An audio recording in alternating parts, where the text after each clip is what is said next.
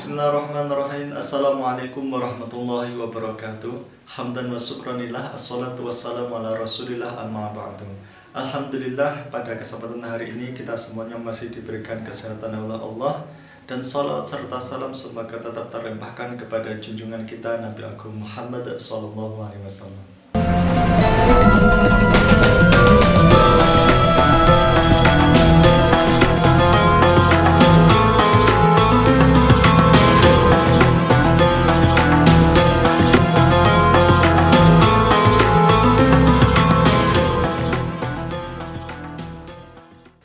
Baik, terima kasih. Selanjutnya pada hari ini kita akan belajar bersama-sama tentang materi pengurusan jenazah.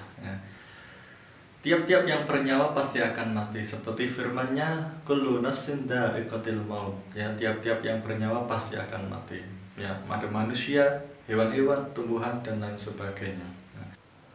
Sesama saudara muslim, ketika kita menemukan orang yang meninggal, maka kita harus segera untuk mengurus jenazah tersebut.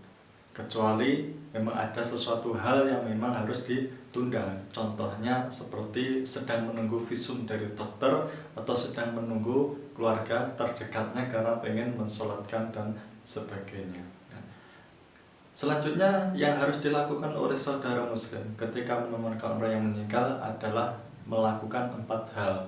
Yang pertama adalah memandikan jenazah, yang kedua adalah mengkafani jenazah, yang ketiga adalah mensolatkan jenazah, dan yang keempat adalah menguburkan jenazah. Pertama adalah memandikan jenazah. Memandikan jenazah adalah yaitu membersihkan kotoran dan najis yang melekat pada tubuh jenazah tersebut. Syarat-syarat jenazah yang dimandikan pertama adalah Islam, yang kedua adalah bagian tubuhnya masih utuh, atau kemudian yang ketiga ini adalah dia bukan mati syahid. Dan yang berhak memandikan jenazah adalah ketika jenazah itu laki-laki, maka sebaiknya yang memandikan juga dari saudaranya laki-laki. Jika perempuan, maka sebaiknya yang memandikan juga adalah dari saudara-saudara perempuannya.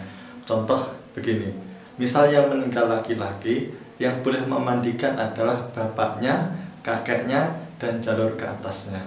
Kemudian boleh yaitu anaknya laki-laki, kemudian cucunya laki-laki, kemudian saudara laki-laki, atau kemudian keponakan laki-laki, dan seterusnya.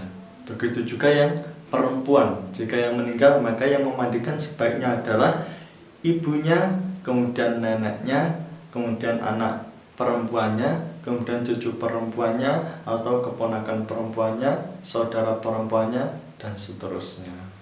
Yang kedua selanjutnya adalah mengkafani jenazah. Mengkafani jenazah hendaknya adalah dikafani dengan sebaik-baiknya.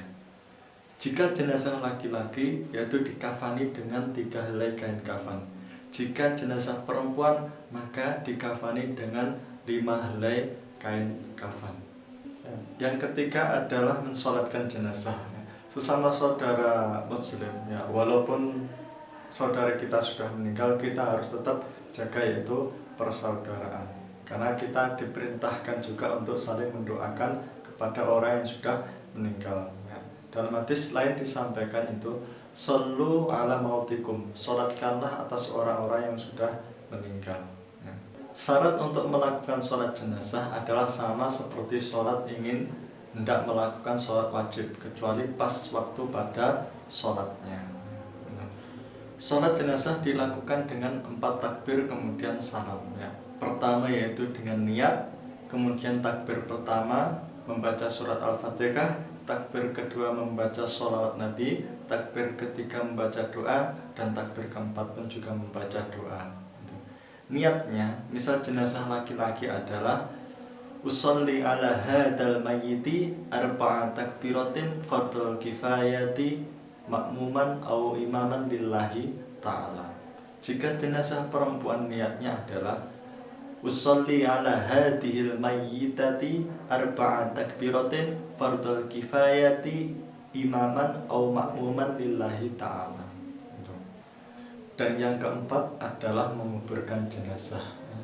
Setelah disolatkan, yaitu jenazah harusnya segera untuk antar ke pemakaman kemudian dikubur dengan kedalaman minimal yaitu 2 meter agar misalkan jenazah itu bau tidak sampai tercium ke atas. Kemudian hewan pun juga tidak bisa menggali sedalam itu.